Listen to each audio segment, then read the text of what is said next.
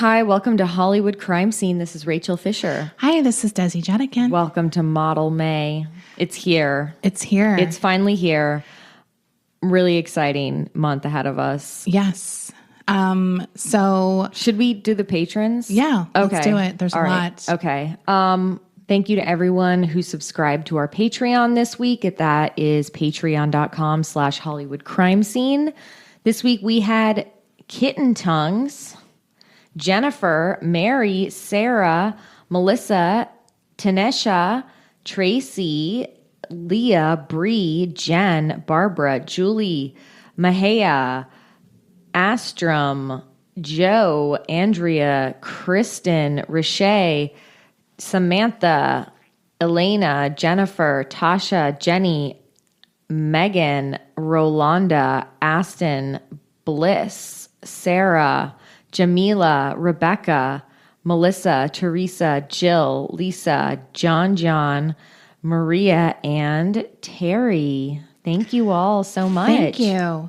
Okay, so we're going to start off Model Mayhem, as I call it, even though there's a social media model site that's called that. I don't even know if people still use that, but yeah. So we're going to start off with an in-depth look at the life and career of one of America's Next Top Models, maybe meanest judge.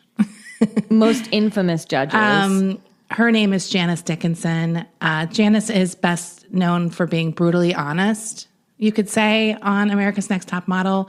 She was hired by Tyra to kind of give the contestants the unfettered truth about the industry. She was basically hired to be like the Simon Cowell of America's Next Top Model, right? Yeah, I mean, and she's probably most famously for saying at one point that a plus-sized model will never be America's Next Top Model. Among other things that were...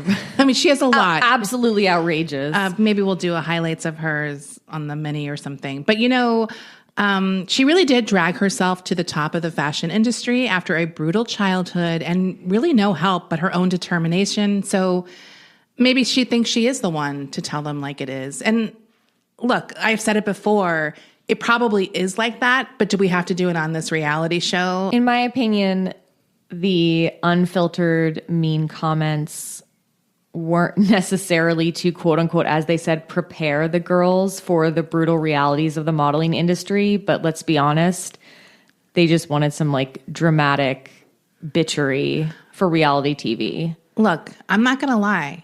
They make me laugh sometimes because they're so outrageously awful. Yeah, you can't believe some of the shocking things that she said to these women. So I used two books for this episode. They are both Janice's memoirs. One is called No Lifeguard on Duty, and the other one is called Everything About Me is Fake and I'm Perfect. Both fun reads. So I guess I recommend them if you like that kind of thing. They're pretty juicy too, huh? Yeah. So I texted Rachel that I knew we were in for a wild ride when I read the prologue of Lifeguard, which included an anecdote about her father's footsteps walking the halls and Janice listening to where he would stop, praying he wouldn't enter her room. Oh. I was like, oh boy, like relatable. Now, after him saying, I know you're awake, like that was another thing. He'd be like, I know you're awake listening. Like just like very creepy dad stuff. It also starts with the story of her going to a Doors concert and being inspired by the words to the song Break On Through. Tried to run, tried to hide, break on through to the other side is the quote that starts this book. Stop it. Yeah. So, and that's exactly what Janice wants. She wants to escape her hellacious life in Florida, her abusive dad, her out-of-it mom. So, yes, very relatable to me. Is this your memoir, Desi? It was crazy how much there was in common, for sure. Obviously, at least the childhood aspect. Janice's parents, Ray and Jenny, had an interesting meet cute. They were at a bar in Brooklyn when Jenny was being harassed by a drunk. Ray decked the guy, and 3 days later, they were married.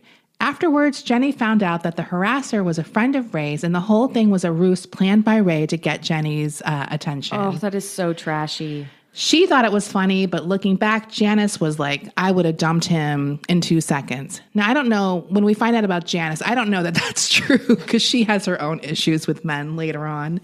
A year later, Janice's sister Alexis is born, and by the time Janice was born 5 years later in 1955, now here's another thing.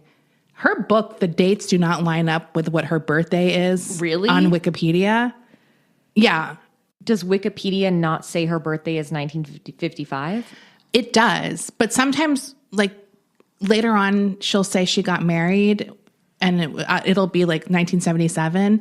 And I was like, okay, so she's 22. But then later in that chapter, after I figured out her age based on what Wikipedia said, she was like, I was barely 20. And I was like, but... like it didn't add up. Like, right. So I feel like she might shave a few years off of her age. So I kind of take dates out now because I don't want to get into her age because it's just too annoying to like figure out what the truth is. And maybe she doesn't remember. That's possible. Anyway, according to Wikipedia, she was born 5 years later in 1955, and Ray was already molesting Alexis. Now, Janice speaks of seeing a photo of 5-year-old Alexis on her dad's lap crying, an image that she says is forever burned in her mind since she knew what it meant. Ray was pissed that Jenny had another girl, and according to Janice, she remembers him hating her when she was just weeks old. I don't know if that's true, but she says his hatred of her was the air that she breathed from birth, so the feeling was more than mutual. When Janice was 18 months old, the family moved to Florida after Ray was kicked out of the Navy for assaulting an officer. They had another daughter named Debbie, and Janice would pray her dad would be sent out on his job as a merchant marine and get eaten by a shark, but he always returned. When she was 9, her dad came into her room one night and told her they would be playing the lollipop game, something he only played with his favorite daughter. He told her to touch his dick, which she did, but when it came to opening her mouth like he requested, she refused. He struck Janice and told her she was worthless trash, and one day she'd be begging to suck a guy off for a few dollars because that's all she would amount to.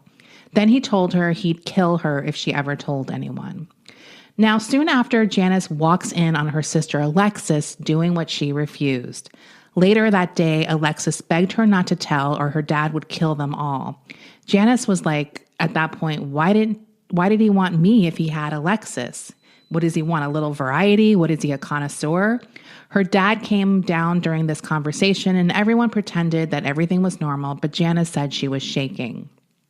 At dinner, her dad went on a racist rant, and her mom was just sitting there oblivious to everything. She is on pain pills she got for a back injury, and obviously she's addicted. She has been on these pills for a very long time and would stay on them for a very long time. Janice hated her for being out of it and not taking care of her daughters, but her dad, she wanted to kill her dad. And she described her mom as being, there was no lifeguard on duty. That's where the title of the book comes, and that's referencing her mom. So to everyone else, they are the perfect family and even go to church every Sunday. Janice spent as much time as possible at her friends' houses, and when Alexis was 17, she married the first guy who came along so she could get out. Before she left, she warned her sisters to stay away from their dad, Ray. He was an evil, evil man. This is so horrible. I know. Isn't this crazy? Ugh. So Janice said that at that point she would lie awake every night listening to his footsteps. One night he entered her room asking her why she was so hostile before calling her an ungrateful, ugly little animal who would never amount to anything. He started regularly beating Janice at that point to try to break her. He would go into her room at night asking how the rabid dog was feeling, were they feeling any friendlier. One night she says no, and he stood on her stomach until she peed herself. Soon after, he showed her a gun and told her they were going hunting in the Everglades. Now, I don't know if you have to be from Florida to know how scary that would be, because that is a body dumping site place. It's got lots of alligators to eat up the evidence. Or if you've seen Dexter, even or Nip Tuck. Yeah, anything. So obviously she's scared to do this with her father, who is very abusive. When they got to the Everglades, she's like, I don't want to go hunting. He locked her in the car trunk while he went.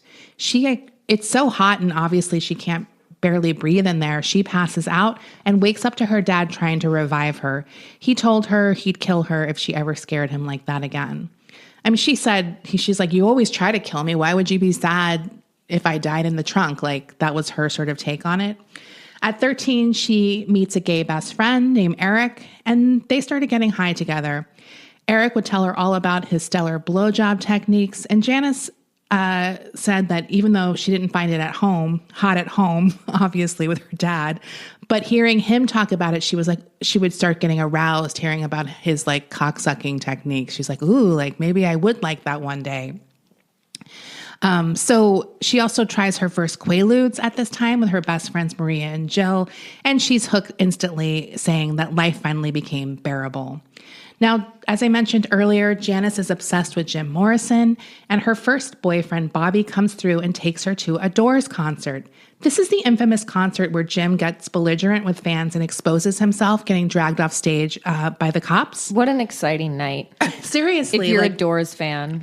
So yeah, she's at that show, and of course she's kind of like, ugh, like this is my hero, because I guess it was kind of gross to see him. I mean, he was sloppy fucked drunk. Up. So Eric has a friend named Vinny Mangione, who Janice describes as a poor man's Jim Morrison. And Eric is obsessed with this guy's big cock. Even Janice. Oh, Eric's obsessed with Vinny's cock. Like they're at the pool and he's like, look at the outline of that big fucking cock. And he gets Janice like intrigued as well. They all take acid one day, and soon Janice is being pounded by Vinny and his big cock. She wanted it, but she says it hurt like hell, according, it was like that. It was like a big cock for your first one. So she didn't really have a good time. She's no longer a virgin now, but she is curious now about having good sex. She's like, okay, next time, because I guess Vinny, that wasn't happening again. Now, it's around this time that she goes to a B.B. King concert with a date. And in the concert is a piano player named Ron Levy, who she describes as a Jewish Jim Morrison. I don't know why every guy is described as Jim Morrison or some version of Jim Morrison. She was really into Jim Morrison, I guess. So she was looking for that type. And then you see pictures and you're like, I don't know what she's talking about. They have long brown hair. She's interested in this guy, but she's like, oh, I have a date, so I can't leave my date. But so she goes home and fucks that guy, the guy she had on a date. But this would not be the last time she saw Ron. Unfortunately, trouble at home was brewing when Ray found out Janice was having sex, and he was not happy about it. Janice says in her book, you know the old joke, what's the difference between a slut and a cunt? A slut puts out for everyone, and a cunt puts out for everyone but you. Wait, is that a joke? I guess so. I've never heard that. Can I just say, I had never heard it, put it in this, I wrote it in this document, and then someone I know posted like a screen grab of something that was a version of that joke. And I was like, what are the chances that I'm seeing? I had never heard it before. I've never heard that. But I mean, it's definitely a sentiment I've seen a lot. Oh, of course. For sure. So yeah, her dad saw it that way, and the violence really escalated with Janice. Once Jenny came home and saw Janice with a busted lip, as she tended to Janice's wound, she remarked on her beauty, saying she was much more beautiful than the girls she saw in those magazines. This was the first nice thing she ever said to Janice, and Janice burst into tears. Her own mom. Yeah. Little did her mom know that Janice actually dreamed of being a model one day.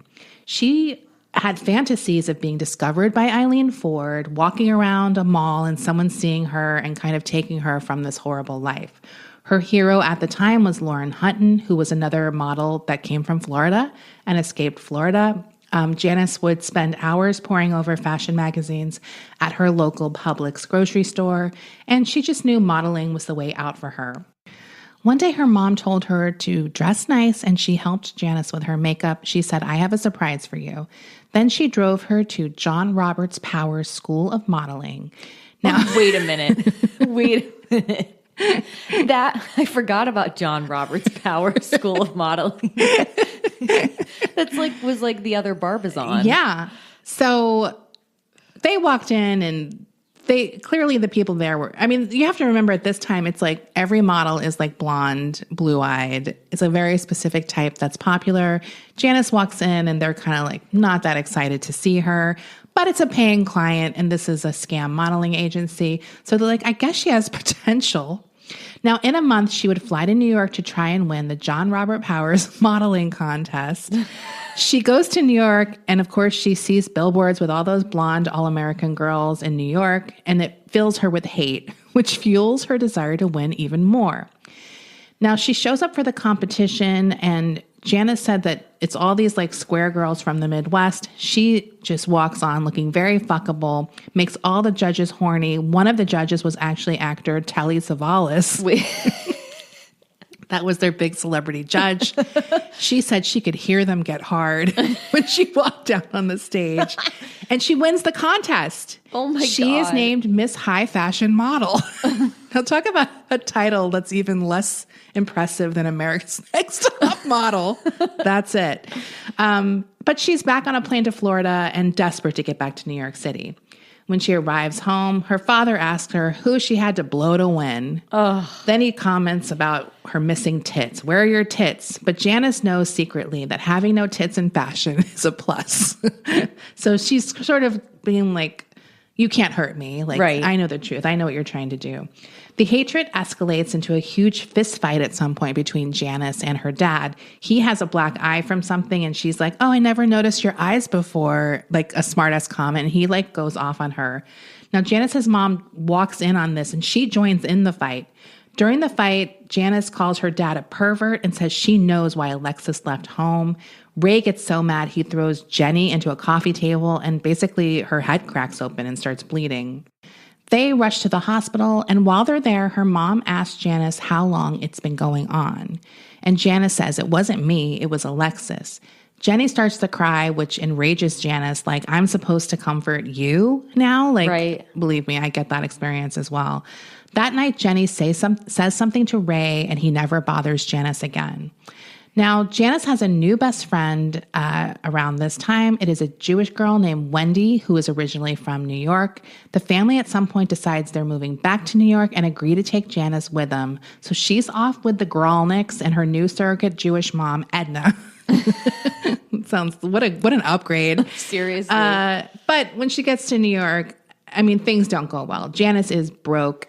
She has a pathetic portfolio from John Robert Powers Modeling School that are shots of her like playing tennis or like whatever. With an umbrella. Exactly. It's like a comedy character card or something probably.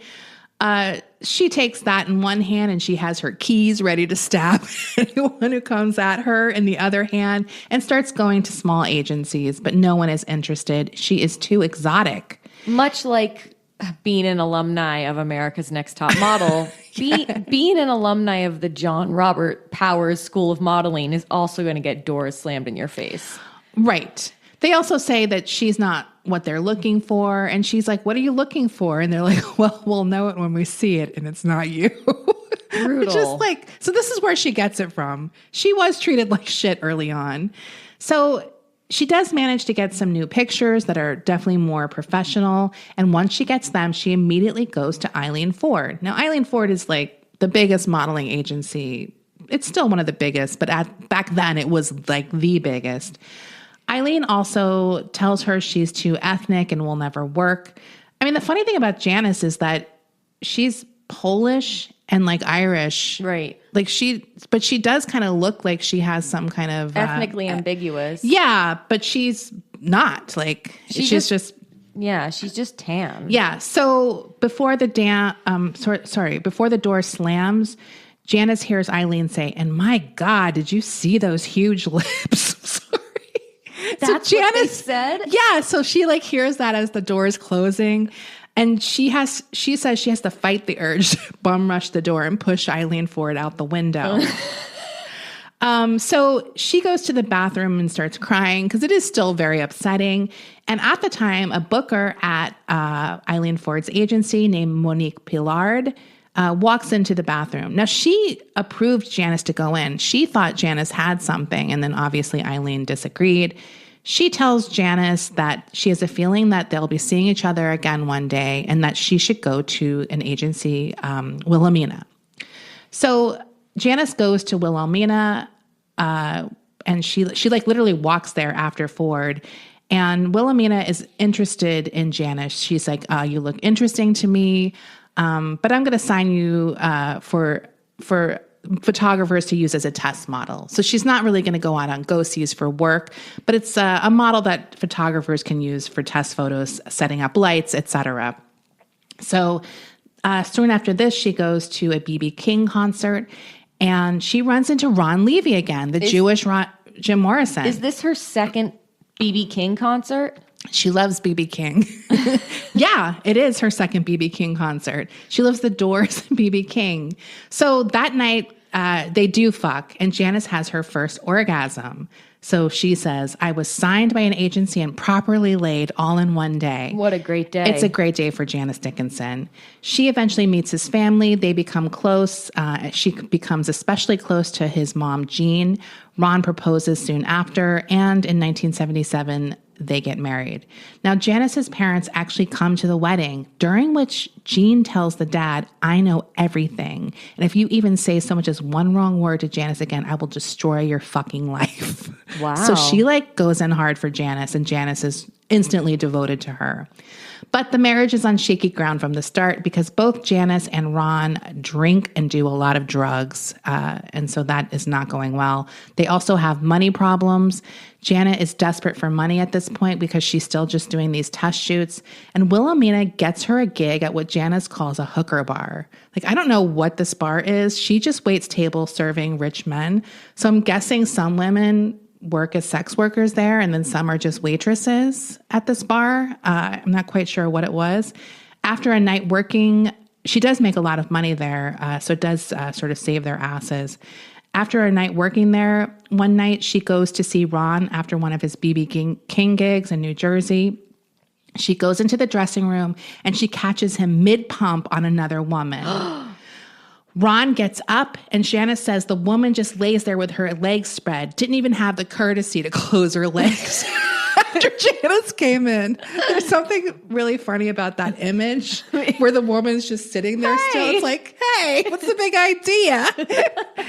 It's very funny. But Janice didn't have too much time to mope about her husband's infidelity. She does mope and watch TV for a few days, but then she has a big go-see with two French brothers named Jacques and Dominic Silverstein. They're in town from Paris looking for new faces, and Jacques is at the cattle call with his girlfriend, Lorraine Bracco. Oh! Now, Lorraine Bracco had been a model for Wilhelmina since she was 13 years old. Really? Yeah. So Lorraine sees Janice and she sees her pictures and she's like, I love this one. Let's take her to Paris. She's hot. Love it. So Lorraine basically is responsible for Janice's discovery. Janice looks at Lorraine and she's like, thank you so much, you kind stranger, whoever you are. Lorraine also gives her advice before she goes to Paris. She says, drink a lot of water, don't eat the salty food on the plane. And if you're good, you might get to bring some clothes back. If you're bad, you'll get to bring them all back. And Janice knows immediately which one she wants to be. As Janice packs for Paris, her husband returns begging her to stay. But he ditched the convo when his drug dealer calls. So Janice was like, okay, this makes my decision easy. And she pretty much at that point is like, my marriage is over. But once she's set up in the model apartment in Paris, the other models start treating her like shit, ignoring her. It's very, she's the one who's not there to make friends on the reality show. and I wait, the iconic line in America's Next Top Model is, this isn't America's Next Top best friend. Yes. So obviously she's feeling alone.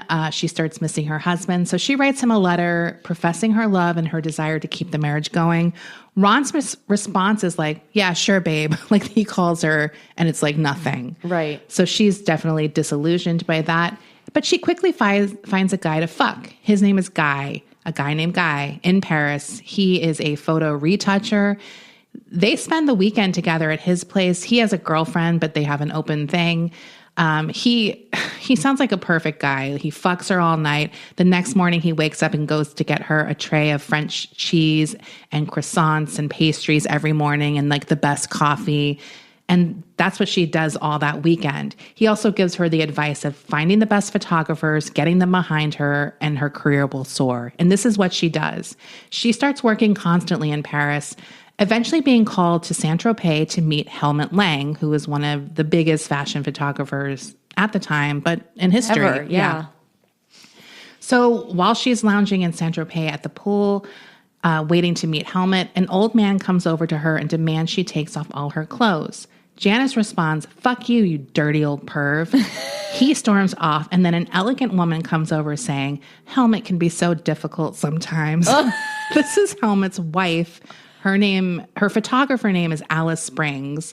So Helmut then comes back and says she'll never work again, etc. Alice is like, "Just forget about him. Let me photograph you." And that's what they do. She takes her down to the beach. They photograph her coming out of the ocean with a wet white shirt a la Jacqueline Bisset, which ends up being her first cover for Elle. Now, after that, word got out she had told Helmut Lang to fuck off. She was even more demand, and she gets a call from Patrick de Marchelier. She's the bad girl model. She's the bad girl. And Patrick is on America's Next Top Model at some point, isn't he? I think so. He shoots a cover. I just remember Tyra saying his name. A cover girl photo shoot shot by Patrick Denard, like one of those things or something. I like when Tyra would be like, "He's even shot me." Oh, yeah. I was reading some of her moments and it was making me laugh because I had forgotten them. Anyway, Patrick thinks that it is hilarious that they've told, because Helmut is like the classic German, very serious, straightforward. So it's very funny. And he is a pervert. So it's just funny. His photographs are very horny. Kinky and horny. So Janice is redefining beauty according to all these photographers. And yes, it goes to her head. She loves hearing this. Peter Knapp, who is the art director from Elle at the time, becomes a huge advocate for her. He wants her back on the cover, and she has 4 back-to-back covers for Elle. Janice has never been happier, and she quickly got her gorgeous teen sister Debbie flown to Paris to join her as a model. But Debbie would soon be alone in Paris as Janice was off to Milan to meet designers and work the runway there. She did feel guilty about bringing her little sister into this hedonistic business that she was in, but she's thought better to party and fuck in Paris than in Hollywood, Florida, which is definitely a mantra for the ages. If you're going to get screwed over, do it in Paris. Totally. So Janice has all but forgotten her husband at this point, but her time in Europe is over and she has to face that reality. When she shows up at their apartment door, he almost doesn't recognize her and she feels the same about him. He is a full-on drug addict now. He is skinny. He has dead eyes. And it's not long after the reunion that he excuses himself to go shoot up in the bathroom. But work is going well. She shows up at her agency and now she's a bona fide star. Everyone wants to work with her. One of the first photographers who wants to shoot her is named Michael Reinhardt. He's part of something that's called the French Mafia, this group of French photographers in New York. He tested her back in the day and treated her like garbage, just like a worthless piece of shit. Everybody loves having a pretty woman moment like this. Yes. So this shoot obviously goes much better. There's a lot of sexual tension between the two of them. It's off the charts. Janice says her little flower was barking. Now, that's what she calls her pussy. It's her flower? Her little flower. Little flower. That is the name of the church she attended as a kid.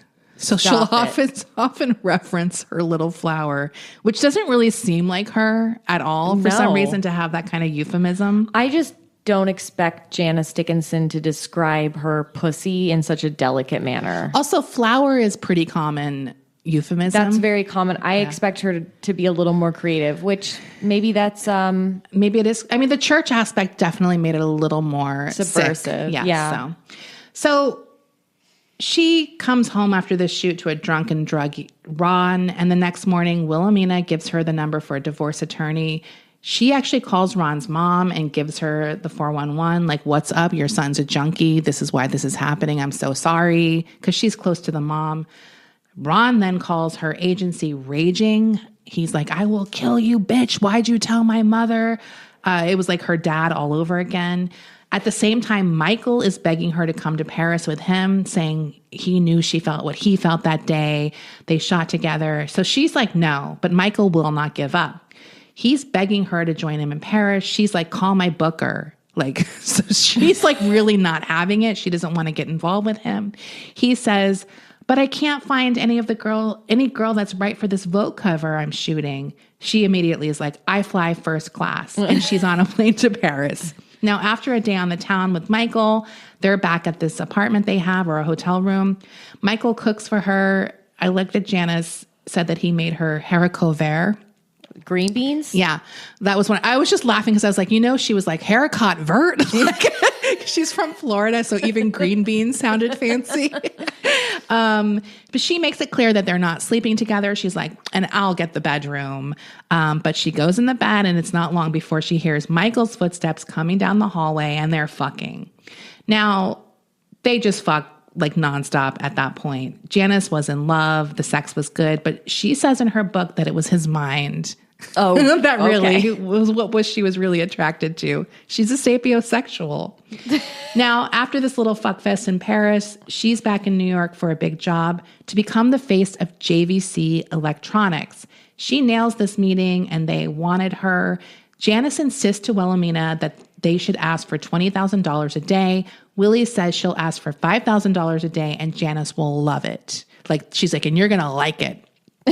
And Janice doesn't like it. She's pissed.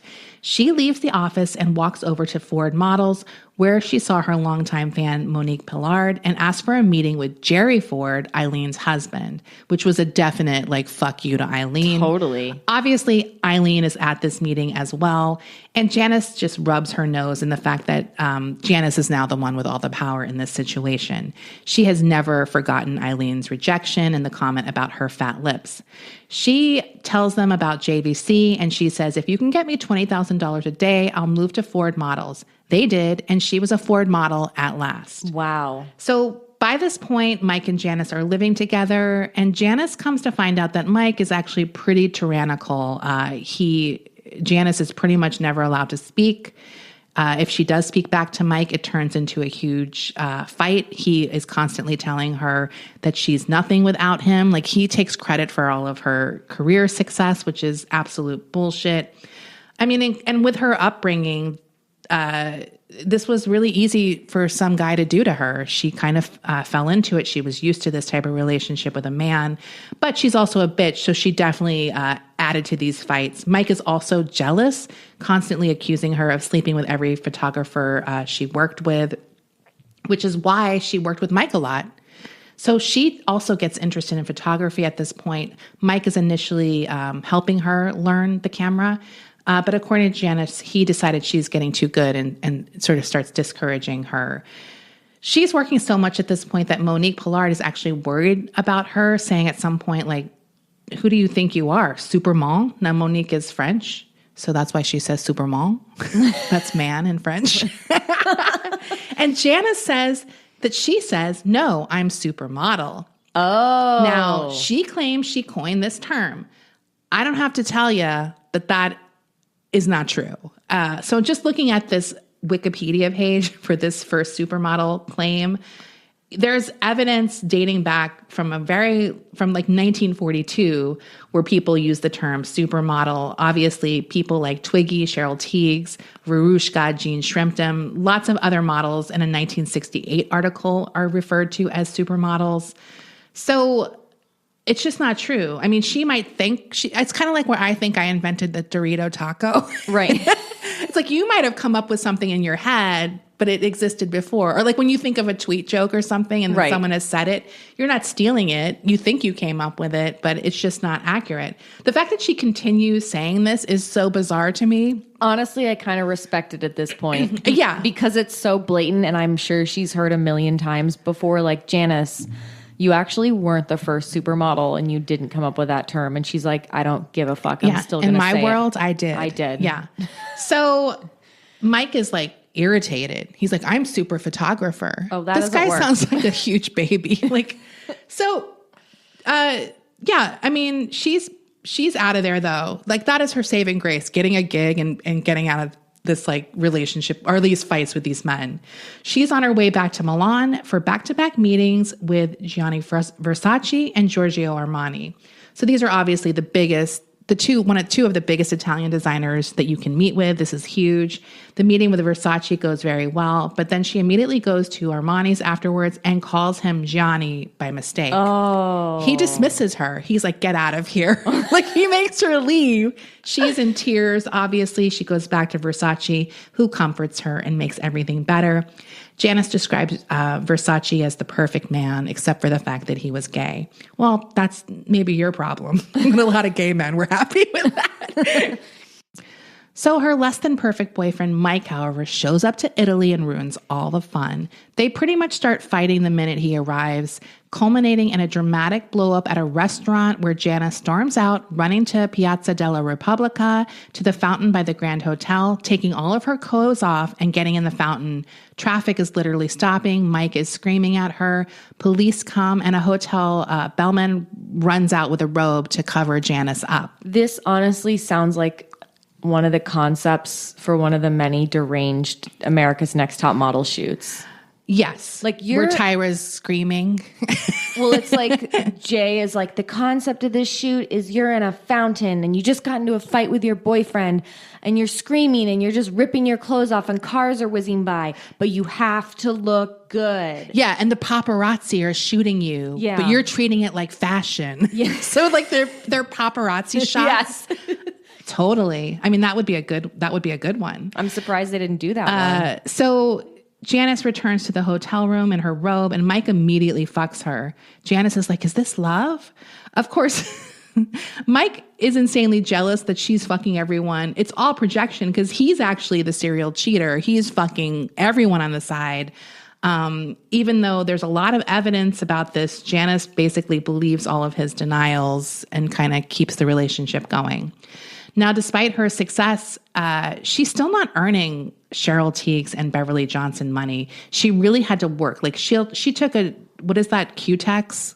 Like the nail stuff? Yeah. Like she took every fucking job, no matter how small. So she had to work a lot to earn money. It's exhausting, obviously, and she really wanted that long-time contract or commitment from a designer or makeup line.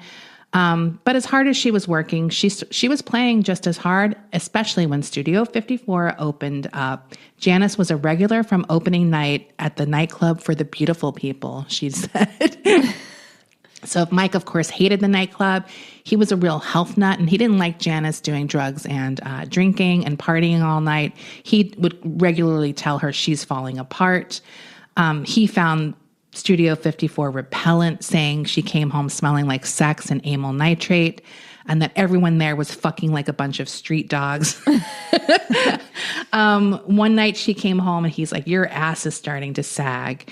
And Janice was like, oh, really? Then why did I just get offered Sports Illustrated swimsuit issue? Mike immediately perked up at that point and said she could only do it if he photographed her.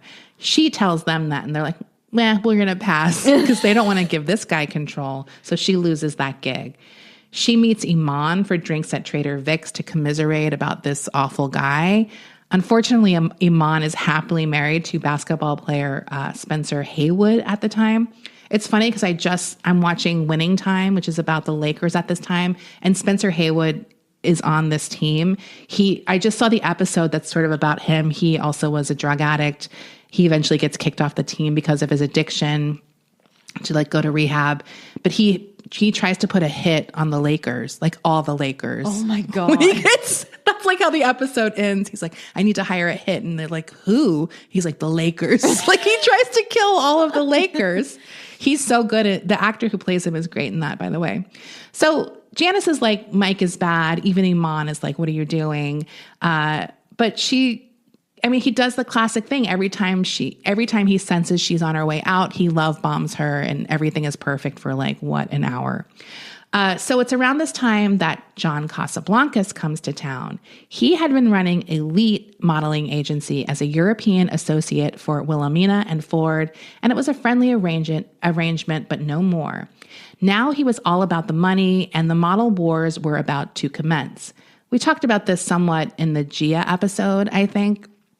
So now at this time, most models were not making this huge money that we think of today, but the business was making people filthy rich. So why should the models not be also getting their fair share of this? They were, after all, the ones selling this aspirational lifestyle for these fashion and beauty products. And, they were making people buy these luxury brands just based on how they sold it. So John Casablancas opens up Elite in New York City, promising models fatter paychecks, reduced commissions, and more fun. He wined and dined every top model in New York City, making them each feel like daddy's favorite, the most beautiful and sexy girl in the world. And a lot of girls jumped over immediately, including Christy Brinkley, Iman, Kelly Emberg, and Debbie Dickinson. Debbie Dickinson? Yeah. Janice's sister. She's a big model. Like, she is not as successful as Janice, but she was working a ton. She's kind of like a blonder Janice, like a dark blonde. She's very pretty too. Eileen Ford and Wilhelmina Sue, like everyone. So Casablancas is a good businessman and a lover of young women, and he treats them right, so they pretty much love being with him. Now, Janice is flush with cash at this point. She wants to rent a place in Southampton with Mike. They go in with Patrick Demarchelier and his girlfriend. And it's that summer in Southampton that she really got into photography. She studies books about light and composition. Patrick is impressed by her work during this period, but Mike tells her to stick to modeling. He is just very unsupportive. We're going to take a quick break. We'll be right back. One night, Patrick and Mike agree to join Janice at Studio 54. There, they all ran into Christy Brinkley. Now, Christy is everything Janice wasn't. She's very cultured. She's shy, reserved. She had gone to all the best private schools in LA, and obviously very beautiful, except according to Janice, her flat ass that she could do nothing about, no matter how hard she tried. So Christy obviously admires Janice for all the edgier shoots that she was doing. Since Christy was sort of more wholesome, she did a lot of wholesome girl stuff like Sears and stuff like that. And she wanted to get into the more high fashion stuff that Janice was doing. Janice introduces Christy to Mike, who's sitting there in misery. He perks up, however, when Christy starts going on and on about what a genius he was. Janice just sat there rolling her eyes. Mike wants to go to the Hamptons, but Steve Robel rolls up and invites all of them back to his office. When they get in there, he lays out an ounce of cocaine. And Janice also described him as sort of being repellent, but also charismatic, like this combo. Mike declines the cocaine, but Janice dives right in. And then they dance the night away. Patrick at some point screams to Janice, "I hope heaven is half as much fun as this." At 2 a.m., they finally get in their car and drive to Southampton. Casablancas follows in his car with two of his trashy girls. The next morning, Janice wakes up to find one of the trashy girls topless on his lap. She's like, I didn't even ask her age because it was really borderline. She's like, I wanted to smack some sense into her, seeing her sit there laughing on his lap. Christy Brinkley shows up a few days later to join this Hamptons party. Soon, Janice is back in New York City. She is shooting for Scavulo for Cosmo. She has appointments with Richard Avedon for Vogue, a Vogue spread, and Irving Penn. So she's really hitting up all the top photographers at this point. She also begins her working relationship with Calvin Klein, who acts as her therapist sometimes a lot too, listening to all her troubles with Mike. And she just sort of shares everything with him. She still didn't know who she was at this point. Calvin's advice to her is models aren't supposed to think. Because Janice is trying to figure out who she is, and he's like, don't even do that. I mean, it's not good advice. She does go to therapy and finds out that Mike is an example of repetition compulsion. She's recapitulating old conflicts, trying to undo the damage of her childhood, and Mike is just the latest version of her abusive father. Another sad realization she has in therapy, according to her, is that her dad never wanted her. He just wanted a mouth. And that was something that she felt like was still happening. Men wanting her for her looks or her body, professionally and personally, but no one really knowing who the real Janice was and wanting her for that. I mean, that's got to be a very typical feeling probably for women in modeling and acting even. Like everyone wants them for reasons outside of who they are as a person. Like they're just seeing the outside. So I'm sure it's very common and probably feels horrible. Also, that validation for your looks starts becoming your only thing. Right. It's like you have no choice but to seek it. I don't know. It's fucked up. So she gets home and Mike tells her he is shooting her for French Vogue and they're off to Palm Springs. Janice suggests that they bring Christy Brinkley with them since she wants to shoot Christy. Now, Christy brings an old friend along named Delphine, who is a stripper. they knew each other from what is that school in LA, the French one that French private school, like Lycée de Bou. Oh, it's like yeah. some fancy French school that like Jodie Foster went to. Yeah. So they knew each other from there. That first night, Janice suggests a threesome with Delphine, with her and Mike. And she said that Delphine and her were going at it long after Mike left. She said most men couldn't even find the clit if their face was pushed into it. And that was not the case with her and Delphine. Unfortunately, Delphine left the next morning and they kept the secret from Christy. Christy eventually hooks up with a guy named Pierre Hules, and the couple are off to San Moritz together to go skiing. And it's there that Janice finally ends things with Mike in a really ugly fight. She immediately got her own place back in New York City. And it turned out Mike and Christy also had a little secret because a few weeks later, Christy dumps Pierre and moved in with Mike. You bitch. Now, Janice was upset, but luckily Calvin Klein came along and booked her on one of the biggest runway shows of the year, so she distracted herself with work and with another guy. The day of the show, Janice got hot and horny for a male model named Tony Spinelli. He's still working, by the way. Really? He looks good. Like, he's hot. So he's like a very successful male model. I had never heard of him, but I looked him up, obviously, because I had to see what she was fucking. And yeah, he's still working. He's all gray haired and like hot now. So they literally get so horny backstage waiting to go on the runway that they go to a closet and fuck backstage during a runway show. That's hot. Yeah. Calvin is furious because he's looking for her to go on and he can't find her. She has to be rushed on the stage after getting fucked. And she said her legs were still buckling while she walked down because she had just came really hard. Yeah, she's like soaking through one of his jersey dresses. Like there's like a wet spot on the back. Absolutely. Can you imagine? I mean, I just love thinking of her walk that day. we all know the feeling. Now, Calvin and Iman and Janice hit Studio 54 later that day, and they're just partying, and Calvin keeps going on and on about how hot Janice is. That night they go back to his place after Studio 54. He's still talking about how hot Janice is, and Iman's like, okay, we get it. You think she's hot. She like jokingly, he comes out in his underwear and she jokingly says, you're hot too, because he has like knee socks on and underwear. And then she's like, you should put your name on a line of underwear. Stop it. She did not. Yes. Did she claim she came up with Calvin Klein? And she's mad about it because she didn't even get a cut. It was her idea. So the party is soon over, though, when Studio 54 gets raided and shut down by the IRS. We covered this in detail on our Studio 54 episodes. Janice didn't even have time to mourn the loss, though, because she was off to Japan for Calvin doing a show for a major Japanese department store. She was a huge star in Japan after a few big campaigns, so he really wanted her there to kind of make this splash. There were drugs on the private jet, but he forbade anyone from doing drugs when they were in Japan. So not wanting to get busted, they decided they had to finish all the drugs on the plane before they landed in Tokyo. It was a Studio 54 level party. People were naked. Guys were fucking in the bathroom. Janice claims she even took a picture of a famous pussy. Wait, on the plane? Some famous woman put her pussy in Janice's camera lens, and she's like, I still have it. It's not for sale.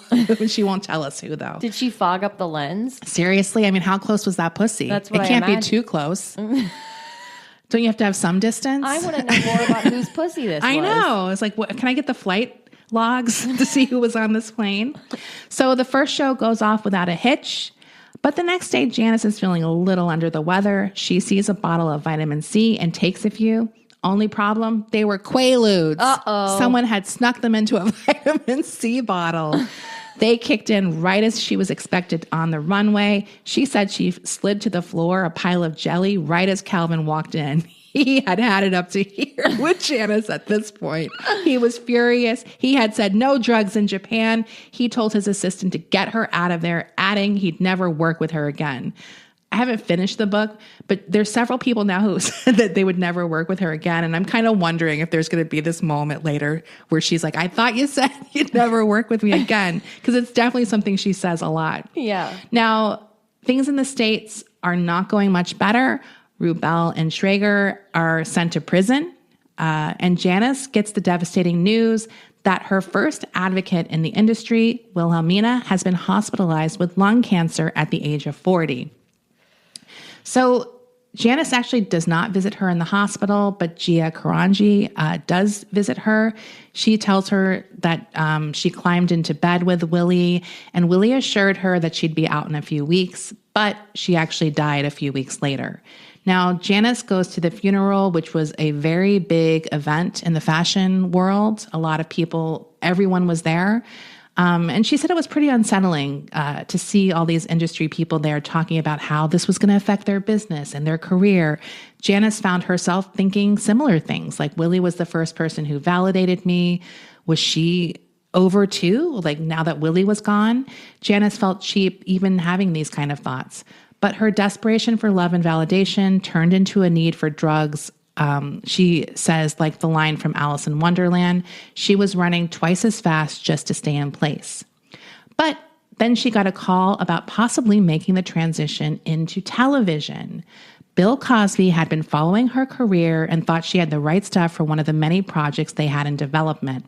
They set up a dinner meeting, and Janice was once again high, thinking about adding actress to her resume. And that's where we're going to leave off this week. Wow. Will be a part 2. And I guess I can tell you guys this now. Her memoir goes into this Bill Cosby stuff, but it is not what she will later testify to in court in 2013, I think, or somewhere around there. And that becomes an issue in the trial. Yes. Oh. Because it doesn't match up what she's claiming now. But obviously, she has reasons for why she did what she did. Right. And so I think next week I'll say what she says in the book, and then we'll go into how her story, she finally tells the truth of what happened in the late mid to 2013, I think is the date. I'm not sure. So yeah, I'll tell you what she says in the book because it's very different, and then we'll hear the real story later on. But yeah, I realized quickly, I was like, well, I probably should do this into 2 parts. It's a big story. Her life is. I haven't even, and we're just at the 80s. Like, yeah. So we have all the 80s and then all the stuff that happens with Sylvester Stallone, right, which is a huge thing. And then the Bill Cosby stuff obviously is a big deal as well. And then America's Next Top Model. Yeah. Obviously. I forgot she had her own modeling show. The Janice Dickinson modeling agency show. Did you ever watch that? Was that on American TV? I did watch that. I don't remember it, but I would like to revisit it. Is that a spinoff or just a completely different thing? I think after she was fired from America's Next Top. Oh, she was fired? Yeah, she was fired. I don't remember her being fired. Well, we'll get into that in my episode. Okay. We'll get into that. Yeah, so there's still a lot to come, but I think I'll squeeze it all in one more episode. So yeah, that's the story. We'll post a lot of good pictures, I'm sure. And this will be available to our Patreon listeners ad-free. If you want to sign up for our Patreon, it's really easy to do. Just go to patreon.com/Hollywood Crime Scene. For $5 a month, you get all of our episodes ad-free, as well as tons of additional bonus content that are only available to our Patreon listeners. And it's very easy to load Patreon. It just goes right to your phone, your podcast feed. Whatever podcast app you listen to, it'll go right there. So it's super. If I can do it, because I am a subscriber. Me too. I'm a Patreon subscriber to other podcasts, and if I can do it, you can do it. I promise. I actually have a few now, and I was like, oh, this is really easy. Yeah. Anyway, it's very easy. So we're gonna do our after show now. We'll see you later. Which will be there. It'll be there. Bye.